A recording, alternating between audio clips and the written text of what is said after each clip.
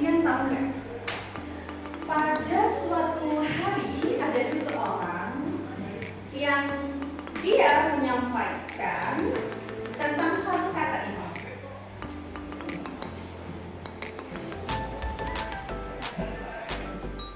Apa ya? Saya tuliskan, silakan ke depan.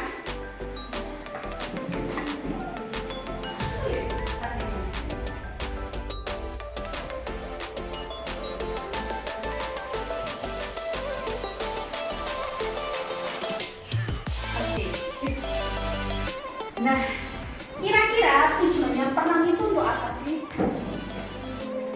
Mempertahankan. Siapa yang tulis? Angkat tangan, oke. Mempertahankan diri dari ancaman lawan. Oke, mempertahankan diri dari ancaman lawan. Oke, yang lain? Oke, Mempertahankan kekuasaan. mempertahankan kekuasaan. Yang lainnya? Apa lagi? Ada? Tujuannya perang salah satunya adalah mempertahankan kekuasaan, mempertahankan diri dari ancaman. Nah, kira-kira kita sebagai umat muslim adakah peperangan dalam Islam? Ada. Bisa dituliskan di depan. Yuk. Ayo, Cici, gantian berdua. Kamu yang nulis peperangannya, kemudian penjelasannya Cici sedikit saja.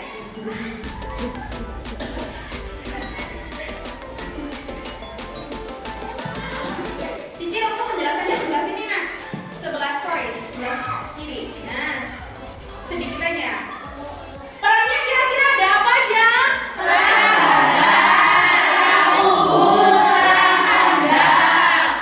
Peperangan yang terjadi yang awal perang Badar. Kemudian yang kedua perang Uhud. Yang ketiga perang Badar ini terjadi di mana? Di sebuah sumur. Di mana? Di dekat sebuah sumur Badar. Kemudian yang kedua di Bukit Uhud. Oke, yang ketiga perang Honda. Perang Honda terjadi di mana?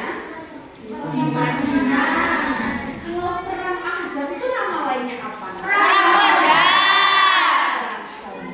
Baik. Oke, boleh? Coba ini dibaca sama Iqbal. Sorry, Adrian ya.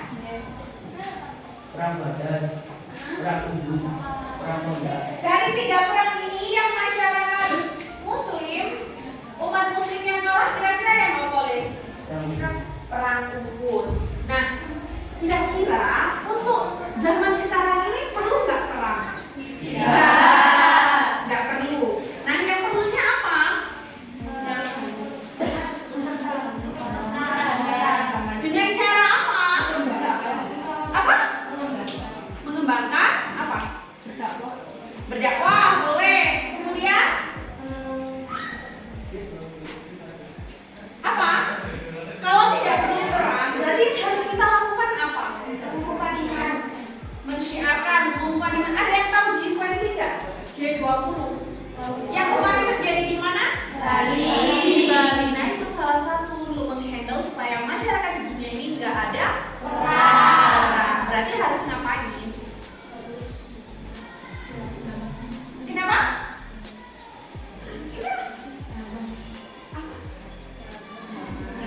Berdamai. Nah, damainya ini antara A dan B. Kalau tepuk tangan untuk damainya ini antara kubu A dan kubu B. Kira-kira dengan apa biasanya? Perjanjian, kesepakatan. Nah, kerjasama. Makanya kalau kita di zaman sekarang itu nggak ada perang karena kita bisa diplomasi, kerjasama, perjanjian, kesepakatan dan lain sebagainya. Kalau dalam Islam ada beberapa perjanjian yang kita tahu. Salah satunya di depan. Boleh tulis perjanjian Hudaybiyah dulu. Semuanya bawa kertas? Boleh dikeluarkan karena kita akan membuat konsep antara perang dan perjanjian. Oke.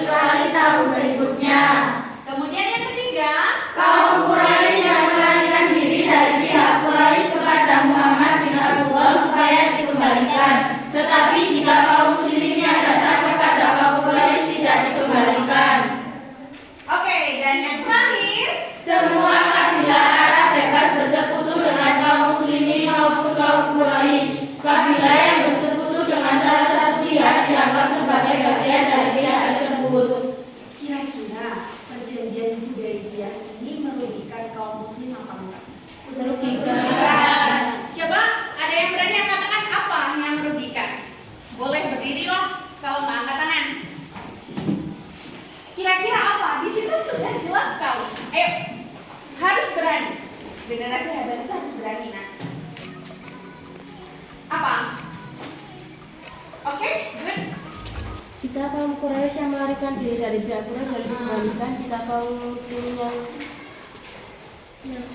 Yang apa? yang datang tidak dikembalikan. Nah, itu kira-kira ikut prinsip adil atau iktidal enggak? Tidak. Enggak, bukan kamu. Kalau orang Quraisy mereka masuk Islam atau ditangkap Nabi Muhammad harus dikembalikan. Tapi kalau kita umat muslim yang masuk di grup Quraisy kita dikembalikan. Ya, makanya kita harus apa? Kalau lihat kayak gitu dalam perjanjian berarti kita harus apa? Adil.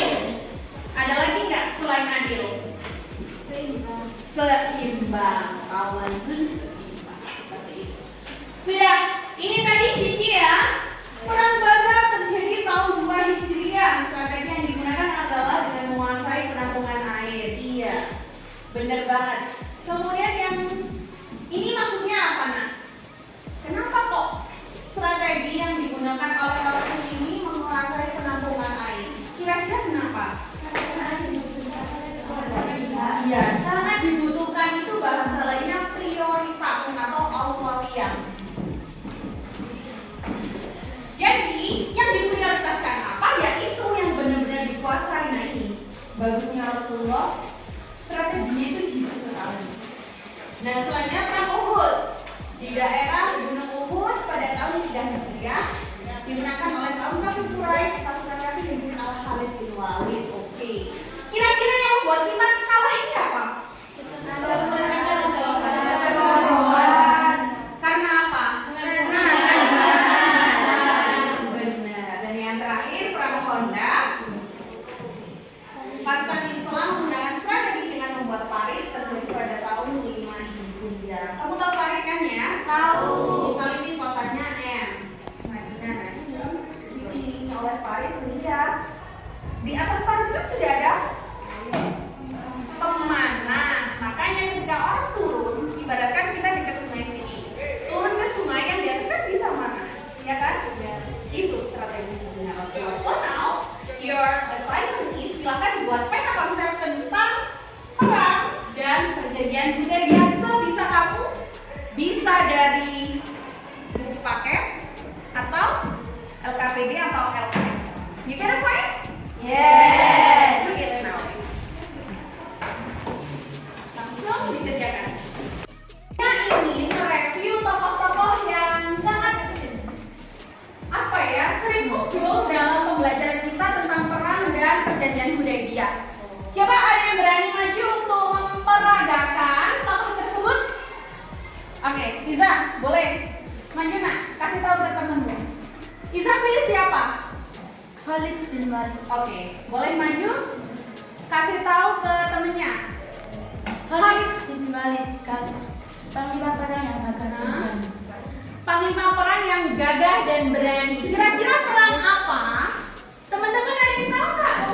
Perang Uhud. Boleh kembali. Yang lain, ayo sama.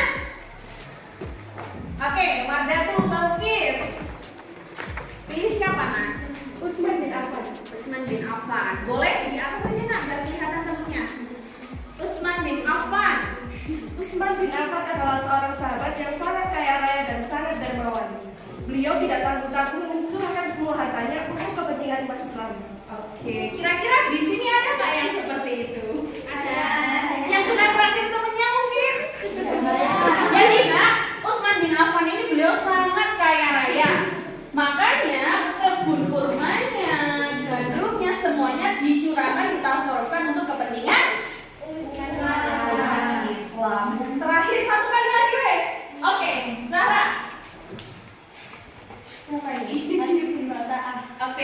Coba semuanya dilihat.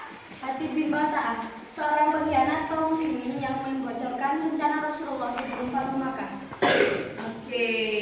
Ada yang tahu Hatib bin Balta'ah? Balta'ah apa Balta'ah sih? Balta'ah. Jadi kesalahannya Hatib ini, beliau adalah pengkhianat.